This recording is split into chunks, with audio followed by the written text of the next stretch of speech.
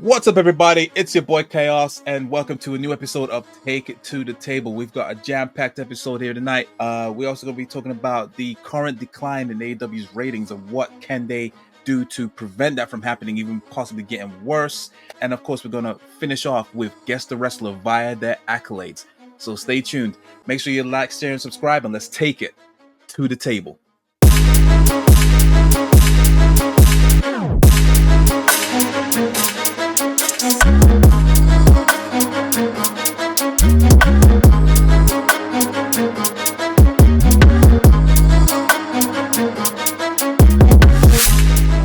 So like I said, I got a jam-packed episode, and for that, I need a jam-packed panel, and obviously right here, I have none other than Ben, Jordy in the bank, and Shad. How you doing today, gentlemen? All thumbs up from me, mate. Yeah, happy days. Just done a show with you, just done a daily. We doing good, bro. Everything is good over here. You know, we having a great time. No one man should have all that power. Sorry, Chaos. I need to revoke you. Listen, I swear I'm meant to be the head of the table, but yeah, fair enough. Obviously, y'all have your little. Oh, sorry. Sorry. I'm sorry. How you doing, Jordy? Sorry. Oh my God. Yeah. Every time I come here, I am abused. But no, listen. I was actually about to you got in before me. I was about to say I've just done a show with you two. I don't think I can be asked having another hour with you two, but I'll try my best. But you muted me just before I hit the punchline. There's a remove option. We could like jazz. I know, that's what I'm saying. Uncle Phil him out the place. Okay, I'll be Injectocito, cuz.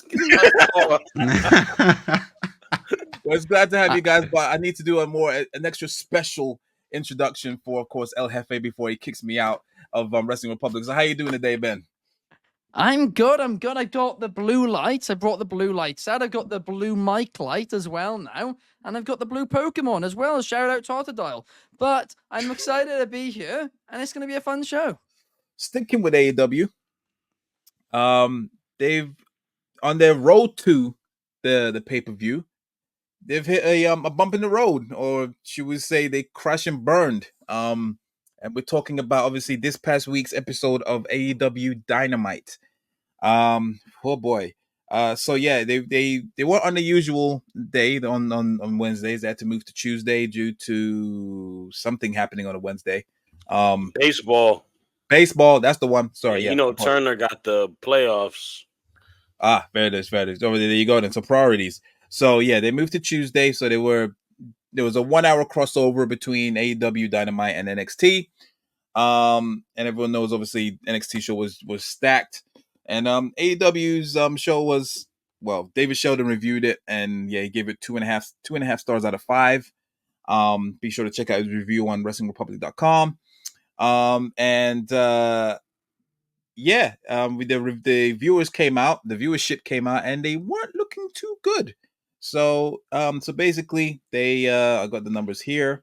They've so far, this is currently their lowest viewed episode of Dynamite so far in their history, averaging about 329,000 viewers on TBS. That is down 51.6% from last week and is their lowest audience in Dynamite history.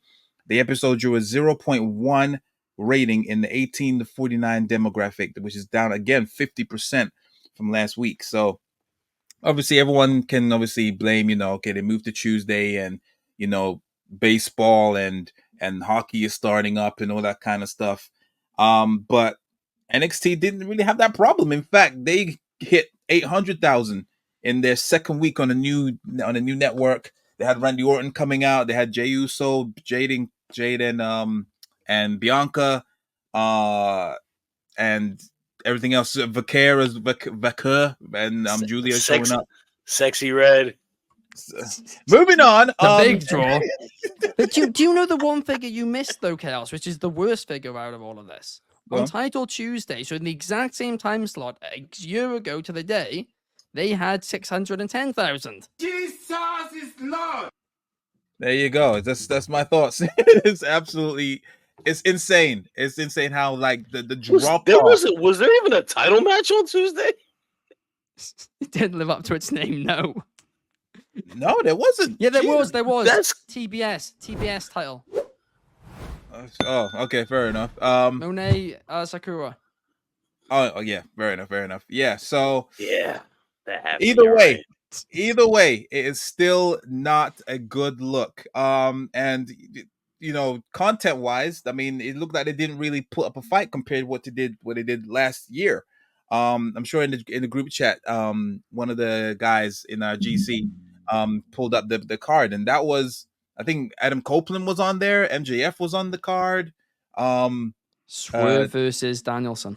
Swerve versus Danielson. Like, it was a stacked episode, and this one, it felt choppy at parts. And yeah, it just looked like it just didn't bother even trying. So clearly what I'm trying to say is, whatever fan base they have right now, especially, we know that AEW is meant to be the alternative, and it's for the hardcore fans. Just by that alone, it feels like, not even the hardcore fans are even tuning in, and now it just kind of proves that they might need to diversify and try and appeal to the casuals as well, not just the hardcores, because it looks like the hardcore fan base is leaving them high and dry. Even the attendance at the venue wasn't that great. I think that someone said it was like over 1,000 people. It was a very, very low attendance number at That's almost every week now too. Almost every week around. Yeah, it seems to be getting worse and worse, especially on like Collision as well. I've seen some really not so good images of the attendance at Collision. So yeah, my question to you guys is, obviously it's on the decline, and it's not a good look. Even though they just announced their new TV deal, this kind of overshadows that, unfortunately, because that was a very major announcement, and now this kind of overshadows it. So, and obviously we in our group chat always talk about, obviously, what they could possibly do, or like what is wrong with the product. But I just want to get your guys' thoughts on, what could they potentially do to try and ride the ship and go to a steady course, not to what could they do to instantly get 1 million viewers next week, but I mean, like, what could they what's the missing ingredient that could possibly get them out of this rut? Let's start with you, Jordy. If you do you have any potential, what do you think could help AEW in this current situation? Well, this is what I was talking about before, because why don't I watch it as much as you guys? And what is not stopping me as such, but what is it that isn't? Like, I thought it was going to be Adam Copeland going over, but it wasn't that. I still don't watch it as much as I should, and I'm going to start watching it more for the sake of podcasts and stuff like that. But that shouldn't be why I'm watching it. I should be drawn in to watch it. And I have to be honest, certain pay-per-views, it sounds like they're on the right track. And then, like, the feeling after All In was that attendance may have been lower, but the storytelling and the show was certainly a better show. And I was like, oh, great. It sounds like it's on the right track then, because like they're not just necessarily worrying about just getting bums on seats. The caring and the like weaving together storylines that people care about. And yeah, obviously it is tricky, and it has to be taken into consideration that it was swapped. But these numbers of like only 1,000 people a week, that's not good. That is worrying. That's just worrying as a wrestling fan. And I don't think it'll be going anywhere anytime soon. The new TV deal might do something. I'm not sure what it is. Maybe it's longevity, because at the end of the day, it's still a young company. It is certainly still a young company. You make mistakes as a young company.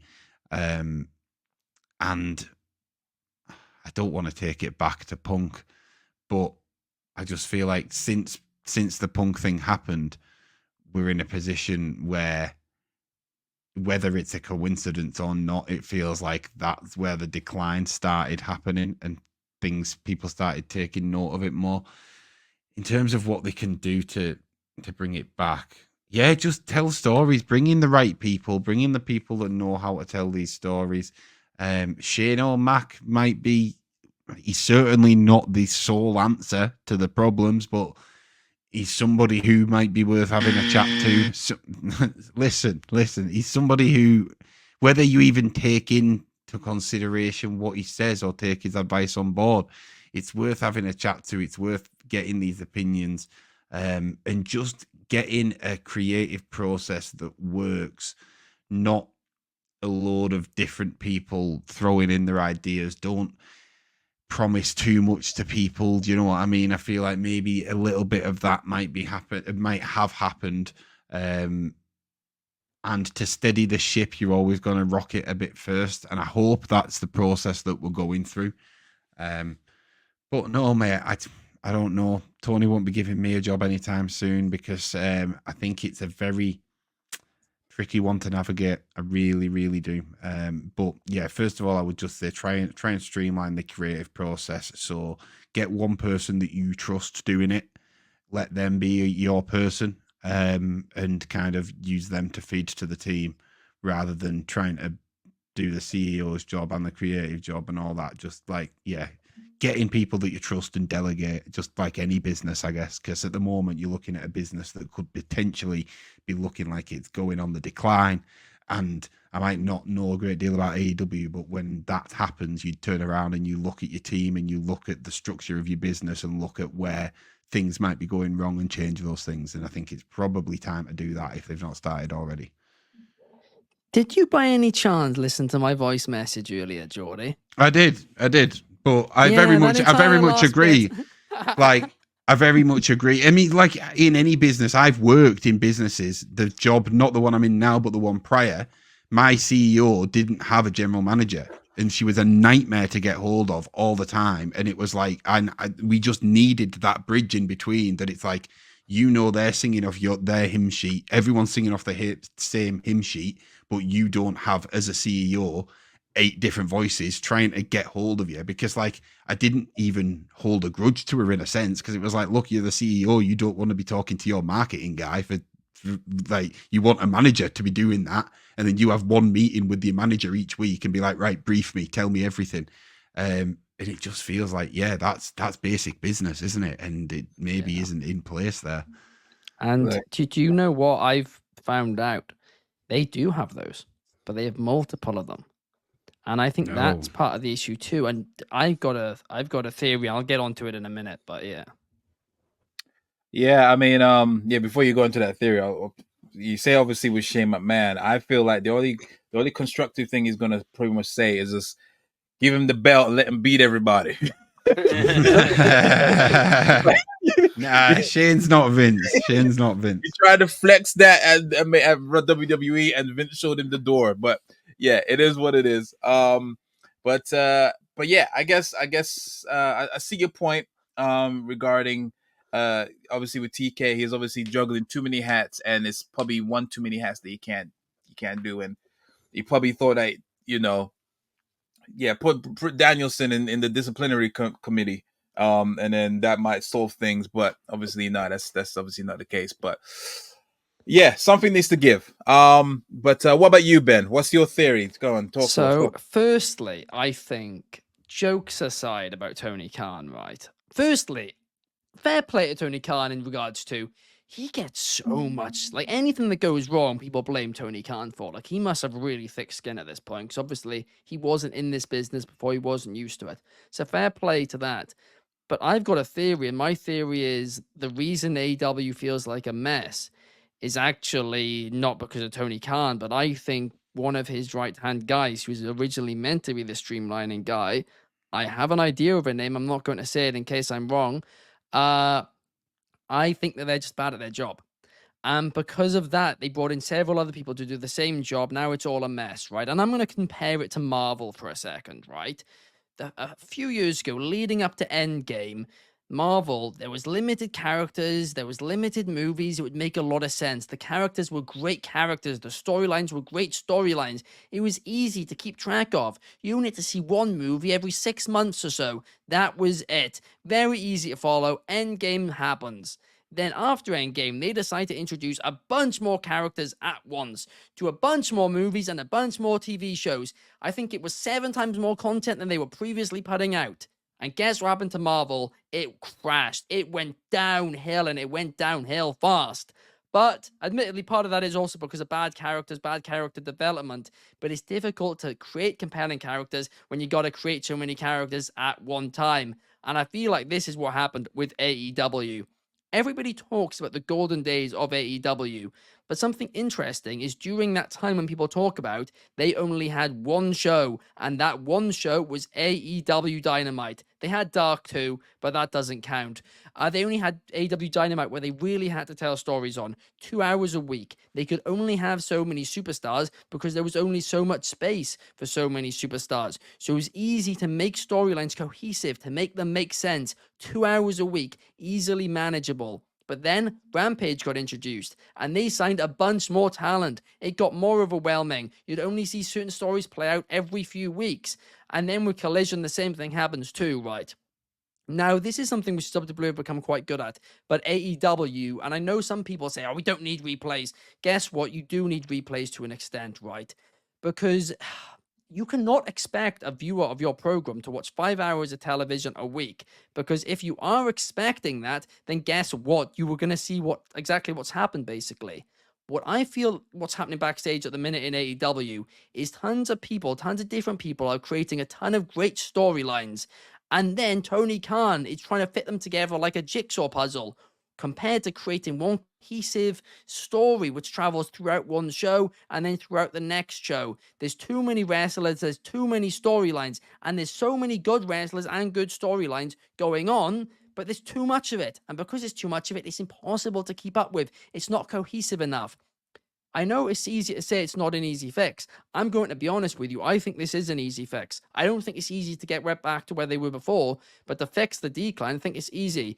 You slow down your programming a little bit. You do more replay packages. You kind of explain, these storylines if they're on different shows. You slow down. You do one storyline, at a time. You just cut down on the amount of wrestlers you're showing too. I don't want any wrestlers to lose their jobs, but they're showcasing far too many wrestlers unless you're going to do a brand split or something. And then, from there, if you make it cohesive, if you make it easy to watch, where if you miss a week, it doesn't feel like you've missed 10 weeks of programming. I missed 2 weeks while I was on holiday, right? And guess what? I came back, I had no clue what was going on, and I only missed 2 weeks. But if you do that, I think the decline will stop, and I think eventually then the viewership will go up too. I don't think there is a quick fix. I think it is a slow fix. But I think if you do a quick fix, it's just bringing in another talent. They've done it time and time again. Guess what? That won't do anything but hurt you in the long run. Ultimately, they're trying to do too much, and it's not working. You need to streamline your product. You need to keep it simple, and you can still be different to WWE. You can still do where the best wrestle. You can still have it more, of a sports-based, wrestling-based product, but you don't need to have this much going on. Ben, guess what? They actually do show progression on their storylines. You have to go and check out their IG or their X account. According to Ben, according to Soul, I should say. I saw everything on IG. When I saw that, I left my ass off when he said that. But Danielson's IG at that. Danielson's IG. Not even their main one. It's make that make sense. Anyway, but I agree. It's definitely not going to be an overnight fix. It's something like this is not going to happen. I mean, and it's not to say that WWE has been, it's all been shining, roses and stuff. They've had their periods where attendance has been declining, people leaving before the main event even started. TV ratings not been good, so they've had their fair share of, we're not just personally attacking AEW. No, but I mean, not. These numbers, they don't lie. It is not a good look. And you can chime that, sure, they got their own TV deal, they're gonna be streaming, and I think when you go streaming, they don't necessarily have to share those numbers, so we might not even ever know what they will be or whatnot. But as of right now, it is not a good look. And like I said, it's night and day compared to last year and this year. And something needs to give. But I feel like, it does feel like they are juggling so much and trying to force everything in a 2 hours slot and try somehow convince you to watch Rampage and also watch Collision, when at the same time there's no need, or you just don't feel the urge to as well. There is a disconnect somewhere. So Yeah, something needs to give, but I think they definitely need to slow down in terms of pacing and whatnot. And like you said as well, replays they actually do help because as well, like a lot of people might tune in on the when you say replays, you mean replays on the same show, like recap what happened earlier, or No, I mean Progressive match well, flow is what you mean. Yeah. no, I mean, so I'll actually give a great example because they did it with one funny. feud this week and they didn't do it with the rest of them. But they did it with Darby and Brody King, where they recapped what happened in 2022. Whereas more often than not, when they talk about past storylines or even storylines which happened on last week's Rampage, they don't show promo packages. They'll just be like, of course, as we knew on Rampage, on commentary. And they talk so much, they talk over each other so much. I mean, you can't understand what they're saying half the time. So you just need to show what happens on other shows if you then continue in the story on Dynamite. yeah, no, that's a good point. Yeah, that's fair dude. That's fair dude. Yeah, something needs to give, but the time is now. Like they can't. Shout out to John Cena. Like it definitely something has to happen. What about you, Shad, as well? What do you think about the winning formula? Go on. They could use John Cena for sure. That would definitely help out the ratings. Okay, so let me put it in perspective in a way because we talk about wrestling. You can't mention wrestling without mentioning the WWE. And I think AEW for the beginning parts of when they were, being created, they were benefiting off of the fact that, WWE was kind of not as hot of a commodity at the point, besides NXT with the whole black and gold era. But once we got to the pandemic and once they beat the black and gold era in the ratings and got them off of the same day, Vince kind of ran it into the mud. Like WWE programming was bad, and I think the worst thing that kind of happened is that Vince is not in WWE and Triple H has kind of took over the reins, and it feels like it's a reignited flame. Wrestling is cool again, but WWE is like the hottest has been in quite a while. And I feel like they kind of have to go now. They're really going against the machine in regards to garnering ratings, garnering people's attention. Because I have friends who are watching AEW regularly, and now they kind of go back to watching WWE more regularly because they don't have an ample amount of time. So a lot of the bigger scale stuff is just the fact that the competition, they can't be the competition. They gotta kind of accept being the alternative and figuring what's good amongst themselves. You can't shooting for the stars is great. I know Tony Khan and Shad Khan, they're a wealthy family, but off of a business practice, yeah, you're not gonna make a lot of major success if you're shooting for the stars and trying to, emulate the same success as your counterpart. But in regards to themselves, I mean, this week, I don't know if it's an anomaly. Obviously, you're not on the same weekly episode that you're on regularly. You're going against NXT that same day, which NXT, they're a hot commodity. They're a fun show right now. They're on in the States, they're on CW. That's a non-cable network. They're going to garner more viewership because people who don't have cable could just turn on the antenna and watch it. But they're doing big stuff, and they had a big show as well as going against baseball. But this, as of now, AEW has a bad habit of not creating big-time moments. Like, it happens. There's spurts of it. Like, I think Hangman burning Swerve's house was a big-time moment. The whole storyline with them was a big-time moment. But they don't capture a lot of it. They do a lot of, they'll give you one, they'll give you two, and then they'll give you a whole bunch of nothing. And, let's talk about Wrestle Dream again for a second. There's not a reason to have that many matches when 40 to 50% of the card are not storylines that anyone's invested in, right? Like I like Hologram, I like Mortos, I like Mark Briscoe, I like Chris Jericho, but like a lot of these feuds and these matches are kind of just stuff that you could throw on a weekly television show, and it could be just a random match there. It doesn't garner your attention to want to watch a pay-per-view. They need to find a way to tell better creative storylines to get people invested, create moments. Like I know they are the mantra is we're the best wrestler. That's without a saying. Once you click the TV and you see the matches, you're gonna see that. But it's like this is professional wrestling.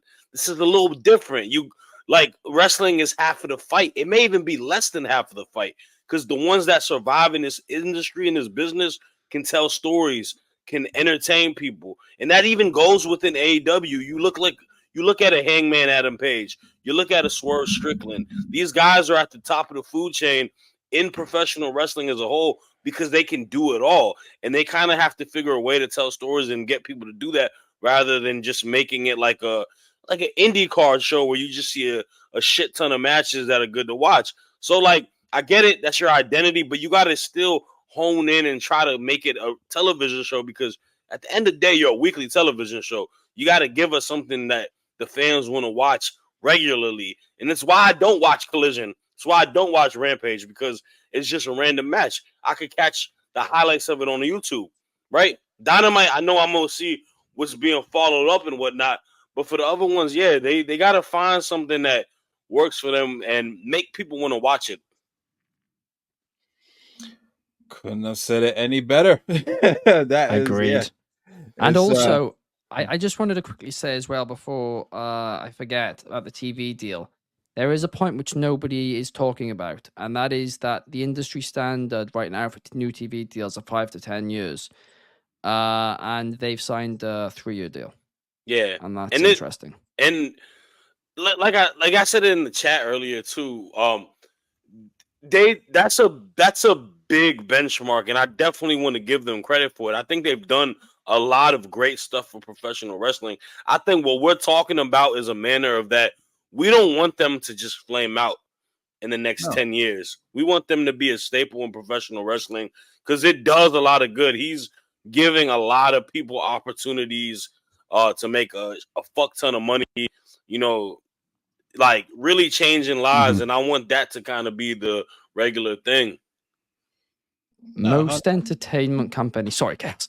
Most entertainment companies make the most money when they're on the decline as well, by the way, because you make the media deal, then you're earning that money. So that's when you're at your peak, and then you go down, the next media deal comes along, and that's when you're screwed. That's why I'm genuinely worried. The current deal they have is all good, but they've signed a deal which for only 3 years. I don't know why. Maybe that was AEW's decision. I don't know why you do that, but maybe they feel in 3 years they'll be bigger and they'll get more money. But it makes no sense to me. I'm gonna say this, and I don't know if it's a coincidence or not, but Turner Television, TBS, TNT, they did lose the NBA, right? That if I know y'all not big basketball fans, but that was the flagship show for that network for a while. Since I was a kid, they lost it. They don't have a lot of shit after that to put on. So they kind of had to pick up the sticks and try to find something. So in a way, AW was kind of in the benefit in that way. We're like, okay, we need y'all because we ain't gonna have nothing else, especially when it talks about sports. So why only 3 years then, though? That's it's a weird because I was about to say, I was like, what? How long was the Fox deal? And that was 5 years because that was what 2019. WWE's new one is 5 to 15 years. Yeah. Nah, So I don't know. all the way I don't know if that's. Yeah, I mean that's the big question. Is it them saying we'll only give you a 3-year period, or is it Tony saying I want to go 3 years because I want to renegotiate, maybe go somewhere else or whatnot? Which I think is stupid if that is the case. Yeah. If the money's on the table now. Yeah, who knows? He might just my only thing, because they're potentially gonna be on a streaming service, aren't they, right? So they're gonna be on HBO Max. Yeah. Right, yeah. So that would be the only thing. Same time. That would be the only thing that I would think maybe they want to see what this Netflix deal does with WWE and be like, maybe it's worth jumping into an Amazon Prime or a Disney Plus. But with it being on Max and Max coming to the UK and launching with a flagship Harry Potter people are going to buy that service. I can tell you that right now. So like if you put something on there, I mean, that might be the thing that gets the people that are wrestling fans that aren't watching it, that it's just like, oh, it's there, I'll just chuck it on while I'm working or while I'm, you know what I mean, when it's easy. Because I think WWE will have that effect with Netflix. I've already had mates that I've seen Netflix's marketing plan working because they said to me they watched the Vince documentary, and then I said, when Netflix gets Raw, do you think you'll watch it? And he was like, yeah, probably. And that's about 4 or 5 of my mates have said that now. So a streaming platform, I think, is the way forward in the era that it is. It is the future, 100%. I mean, and that's why these TV companies are dying out and they're panicking because they know that, and that's why they started launching that. Paramount's launched their one, like you said, HBO. You know, they're all they know that the TV landscape is dying and everything's going digital. So, it's only time will tell. So yeah, maybe it might be a thing where they didn't want to sign a longer deal because they know that in the next 3 to 4 years, more TV networks will have their own digital service, and you might as well just go with the highest competitor that way.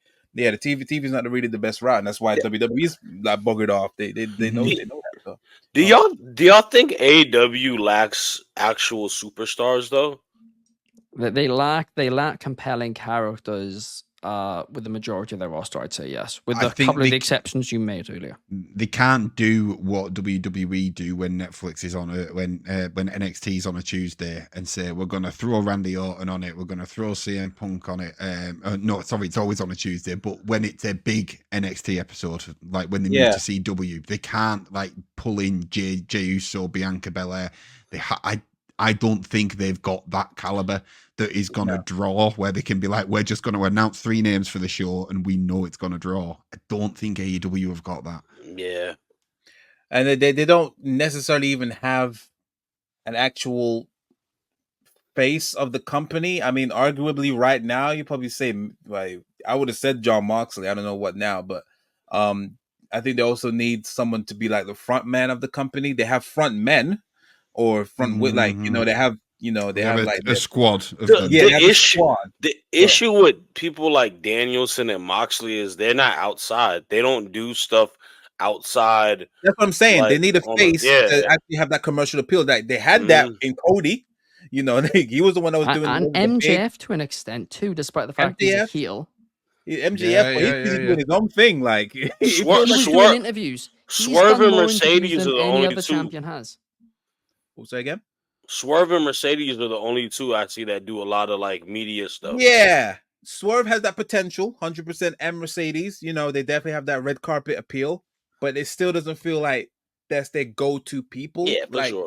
It's weird. Like it's not how WWE does with Cody or Roman Reigns when he was on top. Like you see him, you can imagine him on Jimmy Fallon. See him on Kobe Bryant and all that stuff. Cody did a signing for the Wheatley vodka at a liquor store in Northern Virginia when they came to SmackDown, and the line was packed from the entire parking lot 3 hours before 10 o'clock. Like since like 5 a.m. till they open at 10 a.m. People were just packed over there signing. Like like stuff like that is. Definitely, you don't have one of them. I don't think. They don't. I don't think they do either. And I feel like WWE have got a few. That's the thing. Like you could have said it could have been Roman Reigns, and you would have had people queuing for sure. Even people like LA Knight were gonna draw a crowd. Maybe not in the same sense of like you couldn't maybe just announce LA Knight for an NXT and expect to draw, but yeah, Punk for sure. Seth for sure as well. Yeah. Becky not there right now, but again, another big name. WWE have got an abundance of them, abundance of people that are a level below, and then an abundance of people that are coming through. And that's where it worries me with AEW. I feel like everyone's kind of on a similar level playing field. Like you almost have 2 banks, and then after that, it's not. There's no like. That's what I'm saying. Character. But that's like part. Then that's where I was saying a lot of it is the character development aspect of it, or at least presenting them as stars. Like Will Ospreay, I think could be a guy that could do that. Yes. I think he's he looks the part. Like he looks like a star. He's got a personality that's very, very Likeable. likable. Fans love. He's over as shit. Like people, like when I went to the Dynamite, every fucking jersey was wearing those like Will Ospreay green UE jerseys, the soccer jerseys, right? Football, my bad, guys. See, my argument is that Will Ospreay is a very, very good shout, but I feel like in terms of being the face, I think the thing that might hinder him a bit is his accent. And I don't feel like he's fully that media trained. Obviously, that's easy. You could do that. That's easy. But he I feel hates media too. He hates exactly. it. That's what I'm saying. So Despises it. he would have been a perfect choice besides MJ. Plus, he lives overseas too, right? Yeah, Doesn't he he can't be going travel? back and forth. Yeah. The best person right now would be MJF, but like I said, he just or like Swerve and whatnot. But MJF really feels like even though he loves AEW, it feels like he's doing his own thing. He is currently doing his own thing. He's doing Happy Gilmore and signing to agencies right now. Sure. So yeah, Swerve. I see something in Swerve off of the Breakfast Club. Yeah, like just seeing how like Charlemagne was just like looking at Charlemagne's like facial expressions and just seeing how impressed he was of hearing him talk, right? Like he didn't know who the fuck he was prior to it, probably, right? He definitely but did he left probably that thing like I like this kid, like I see the and I think he's got that personality because he garners a lot of relationships with people that are celebrities and stuff like that, right? He's at red carpets. He's going to, like different sort of premieres and stuff like that. It's just you gotta get a couple of those though. It can't just be him. It gotta be, a couple more people that do the same thing, right? Like you gotta have a women's wrestler that can do that too. They don't have that. It was Britt for a while, but now Britt has soured it a lot for people. And then I think Mariah's doing a good job with it though, because she's doing tons of interviews. Mariah has potential, 100%. She got potential for sure. I like, yeah, that's a good shout. And possibly Willow if they position her to it as well. They had Jade. Bro. I'm saying they ain't bank as much as they could with Jade. Jade is literally just printed money. They had Jade and they had Punk. I mean, I'm sorry, but he would have been definitely a face if they, play their cards right. But like I said, they just need a proper front man, and they definitely need to slow their pacing in terms of storytelling and whatnot. Like what Ben said, and obviously what Jordy said in terms of there needs to be a certain level of, there needs to be someone underneath. Tony Khan and not like of just a one last thing, because you just kind of lit a light bulb in my head with Punk. Punk was the perfect person because Punk left the WWE, obviously had the pipe bomb. For what they are opposite of WWE. They're the alternative. He was a spokesperson for that. Do you think the fact that he came back to WWE shrugged off like that sucked a lot of fans out? Because it's just like, well, if he's coming back, we'll come back too. Type of a situation. Could be. Yeah, definitely. It just the flame was getting bigger on WWE's side. The storyline was better.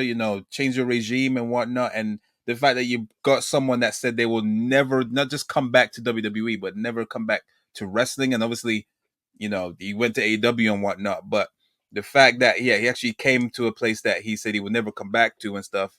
That was that was the That was WWE's pipe bomb. That was their mic drop moment, and that just effectively killed and as a lot of interest into AEW because, like I said, everyone was just leaving back in front. So I feel Punk was definitely a huge hole that they are still yet to plug in the AEW side. And there's only one Punk, isn't there? You can't. There's only one.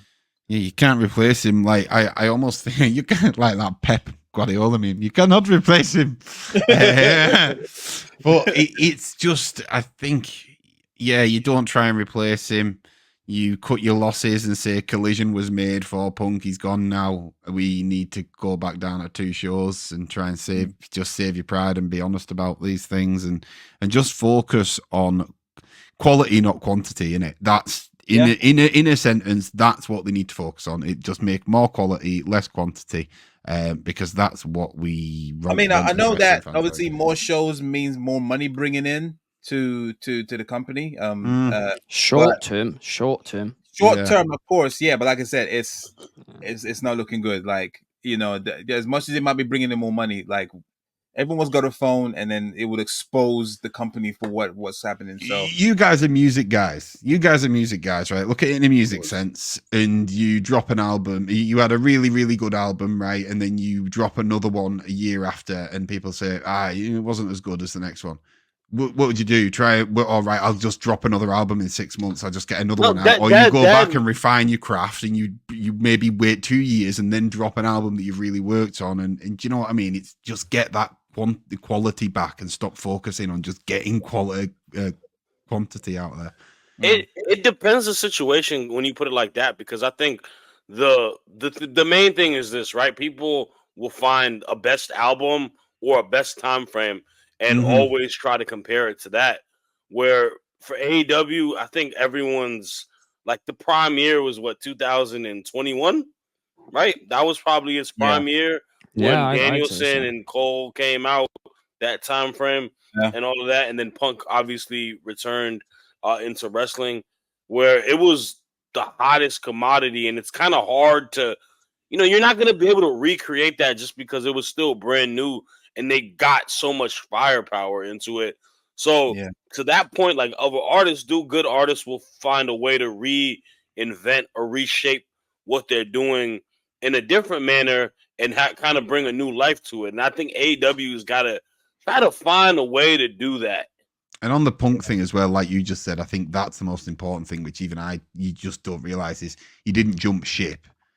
People hadn't seen Punk wrestle for so long. It's almost like if Edge never came back to WWE and just went straight to AEW, that would have been unbelievable. Do you know what I mean? So it's like that. And now what you're seeing is people get released from WWE, go quiet for 3 months, and then, I wonder what's going to happen. It's not the same, is it? It's just not the same as Punk coming back after however many years out. So yeah, it's very true. It's very true. And they almost had that Edge moment as well when before he to return to the Rumble, he almost came back to AEW. Yeah, he almost went there, and it was just like, no, here's this bunch of cash and then some plus interest. Rumble moment, definitely. Arguably, I prefer that, than him coming to AEW. But yeah, it is what it is. Now, all I know is that I wish AEW the best. I don't want them to go away because at the end of the day, it makes people more money. It brings us, it gives us as fans something to talk about. Bringing our thoughts onto Wrestling Republic and all that stuff. And yeah, it's good for the economy. Let's just say that. Yeah. Okay, then cool. Let's just wrap it up with a quick game of Guess the Wrestler via the accolades. Are you good with that, guys? Yeah, let's do it. Yeah. Okay, cool. Before we get into that, of course, we gotta run the intro.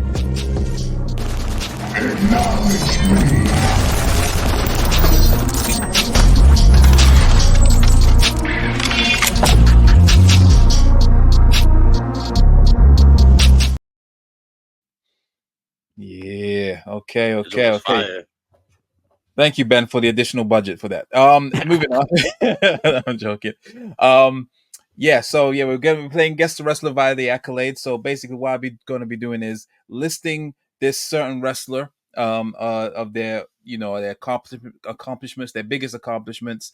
And then obviously everyone gets one chance to guess who the wrestler is. They get one shot. And obviously if they gets it wrong, they're out for that round until, everyone uses their chance up. And then, we'll just keep going until we have an outright winner. We've got 5 wrestlers here. So let me get started, shall we? So which one should I go for first? Okay, cool. No, actually. All right, cool. You all ready? Mm-hmm. Yeah. All right. Wait, sorry, do we only get one guess for this? Yes, you only get one guess. Cool. All right. Collectively, one guess.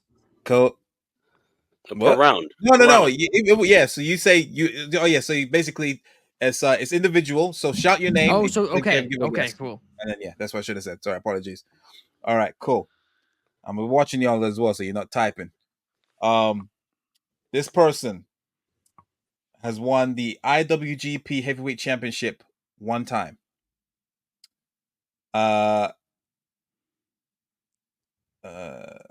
Which one should I use? They have won the NWA Southeastern Heavyweight Championship one time. They have become a 6-time WWE champion. One time WWE Tag Team Champion. They've won the Rumble twice. Once in 1990 and once in 1991. Hogan? Shawn Michaels. You got to shout your name. Jordy in the Shad. bank. Shawn Michaels. Jordy, you're incorrect. Oh, Shad. Hulk Hogan. Hulk Hogan is correct, yes. And that was not where my head went. Until you said 6-time WWE champion, I was convinced it was Styles. 6-time Is he- WWE champion? No, until you said that. Oh, about to say, Because the okay. end When was you also when you said NWA. IWGP and NWA, whatever the fuck that title is, I was like, he's got to be old. Mhm. And then you No, said 'cause 6-time Styles won W. them both too. The NWA Styles is old, South. bro. Yeah, Oh, I'm pretty NWA sure. I'm TNA. pretty sure. NWA Oh, TNA. NWA. Okay. Oh, never mind. Yeah. Who was the other one? There's a wrestler who wouldn't realize who's a lot younger who's won the NWA South. Because I did it the other day. I don't know. Is it Nick Aldis or something? It's no, but it's somebody like that. Is that even still existing? No, it says was. No, it's not. No, it's Okay. not. But it's somebody. The other day, I did. I can't even. It might have been Rey Mysterio. Oh, fair I can't enough. remember. It's somebody like When that. the fuck did Shawn Michaels win the IWGP? Yeah, I don't know. I just heard 2 Rumble wins and I just shot it. My bad. Sorry, bro. He has won 2 Rumbles, hasn't he? Shawn Michaels. Oh no, Come I'm on, making that up. man. Maybe I'm making that up. You good? It's all bro. good. It's all good. All right, so Shad is winning with 1. All right, next up. This person has won the World Tag Team Championship one time. They have won the WWF European Championship one time.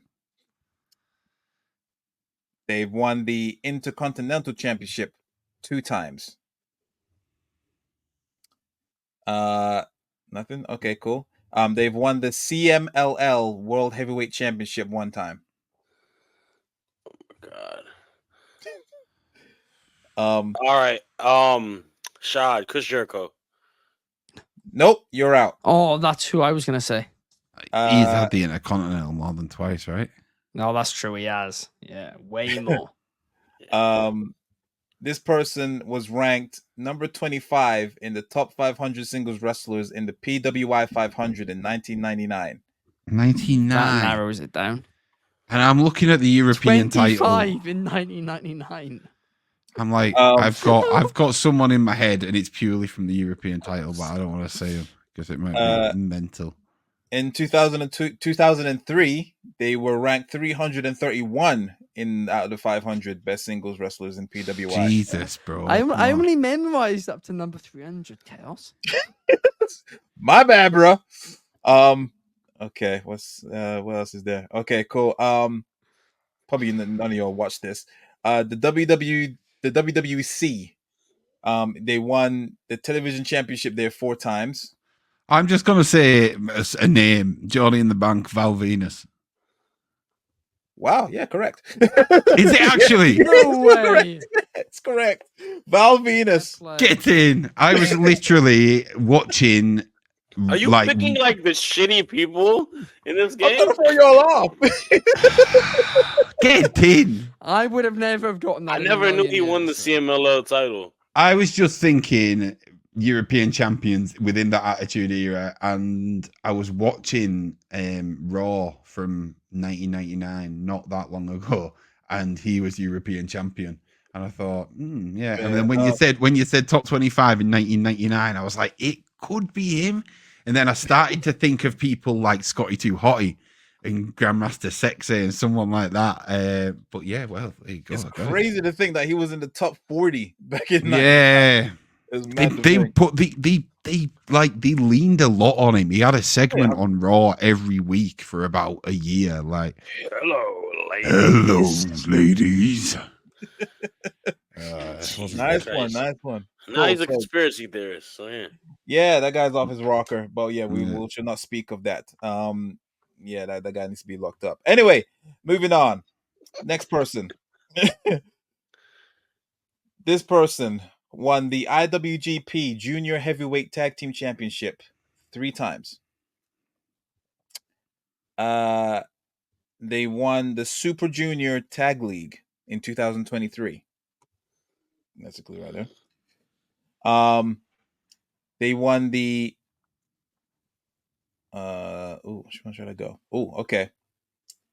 They won the World Series Wrestling WSW Australian Championship 1 time.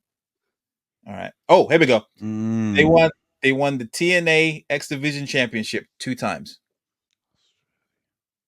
They won the X Division Championship tournament in 2013. 2013. They also won an Impact year-end reward. Sorry, Impact year-end awards for Men's Match of the Year in 2021. All right, here we go. They won. No, nothing. Okay. I think. Now, give one more clue if you got it. They won the WWE Cruiserweight Championship 1 time. Ben. Shot. Ben. This is so definitely wrong. TJP. Correct. Oh, You got it. Yeah, correct. Yes. I didn't know, but the one which I was unsure about was the Impact match of the year because I have no clue what that match was. It was against some Josh Alexander. Of course, it was the hour. Yes, Yeah. the hour one when the wrestlers came out at the end. Yeah, I remember that. Yeah, and he won. He was the inaugural Cruiserweight champion, and he won the Cruiserweight Classic. So yeah, those two are gonna give it away, surely. So we're all tied. 1-1-1. 1-1-1. Okay. I'm just writing the scores down. Okay, cool. Oh my gosh, I've lost it.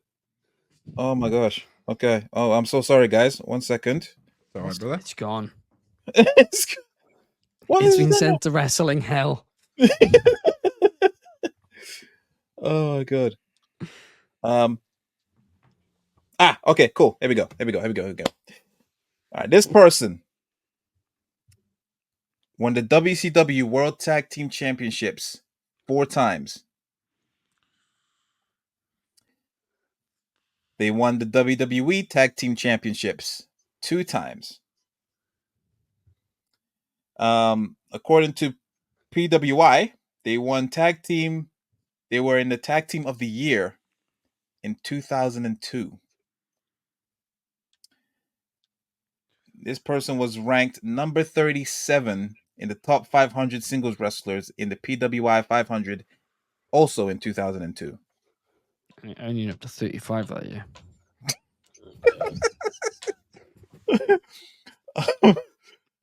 Nothing? Okay.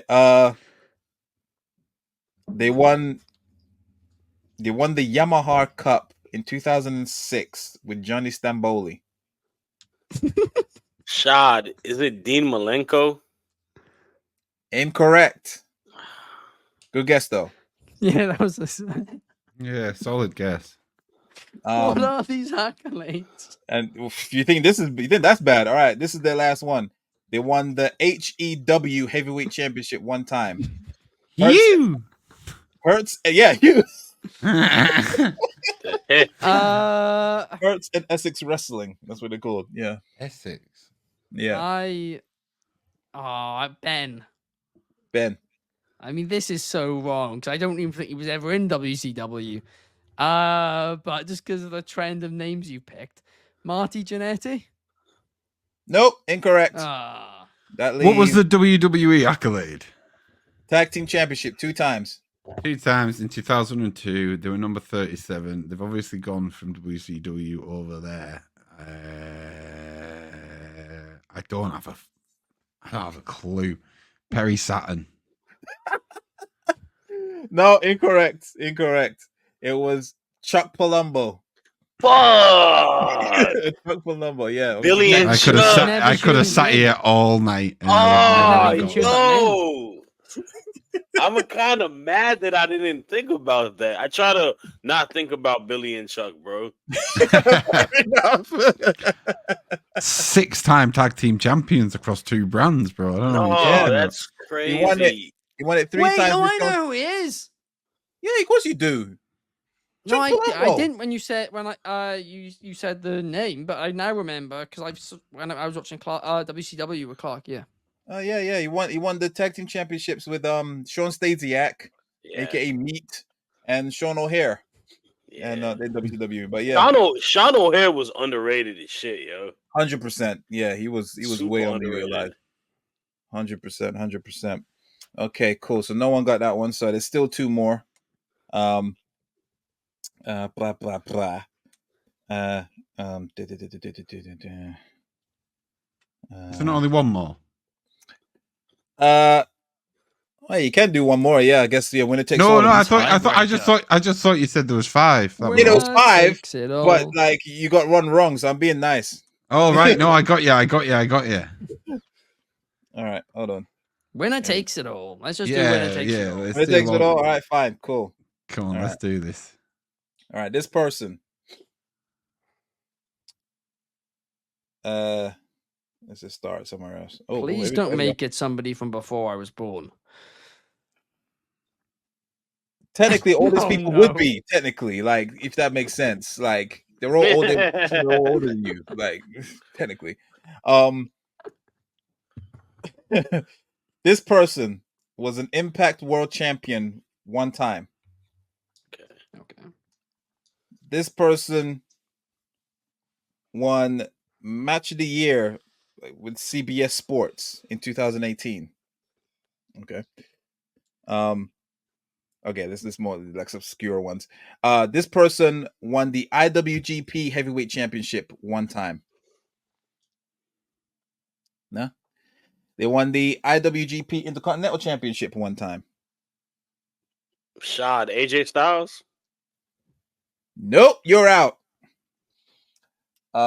Ben would have been livid if it was AJ Styles. No, it's because he wasn't around when it was Impact. It was TNA when he was there. That's a fair point. Okay. Good point. They won the IWGP Junior Heavyweight Championship 2 times. They won the G1 Climax in 2016.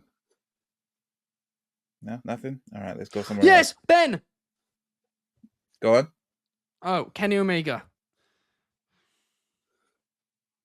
Yes, you're correct. Yes. I was know, literally yeah. gonna say that. I was Damn, gonna you're say right. I that. forgot he That did was win my the first Impact ever title. G1 I watched all the way through.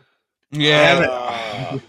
I forgot he won the Impact title as the belt collector. When The you best. said G1 Climax and then all of a sudden 2018 Match of the Year spring to my head, but you'd already shouted Ben at that point, and I was like, oh no, I if he says anything other than Kenny Omega, I've got this.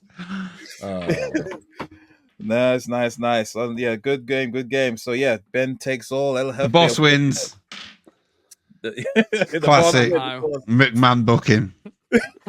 I'm putting myself over.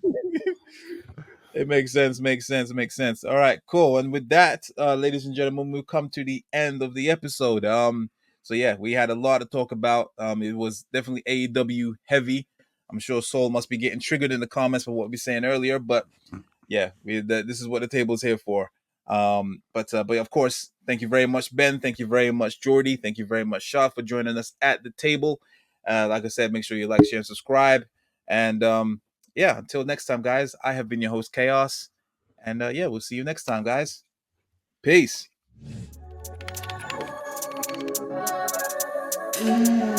It's chaos.